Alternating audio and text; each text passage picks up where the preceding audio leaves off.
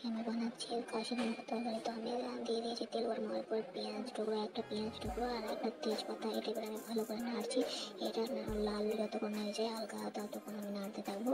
এবার লাল হয়ে গেছে, তারপর এবার আমি দিয়ে দেবো আপনার আদা বাটা, রসুন বাটা, জিরে গুঁড়ি বাটা আর লঙ্কা বাটা, কাঁচা লঙ্কা বাটা।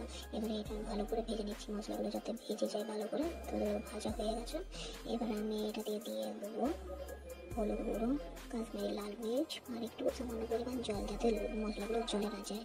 এবারে এগুলো ভালো করে মেটে নিলাম, ভালো করে ভেজে নিয়েছি। এবারে তারপর আমি মাংস ছেড়ে দেবো, ভালো হয়ে গেছে। এবারে দিয়ে দিচ্ছি আমি মাংস আর আলু। এবারে এটা ভালো করে আমি মিক্স করে নিই। মিক্স হয়ে যাওয়ার পর ভালো করে মিক্স করছি। দিয়ে দেবো নুন, দিয়ে দিলাম।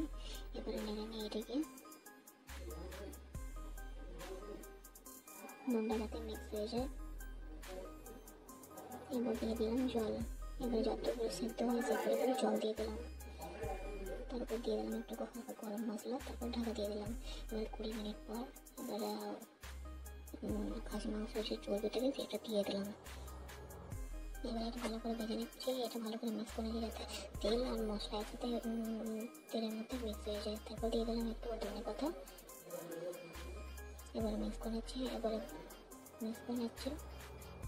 এবার গরম মশলা দিয়ে দিলাম। গরম মশলা দেওয়ার পর একটু নেড়ে নিচ্ছে।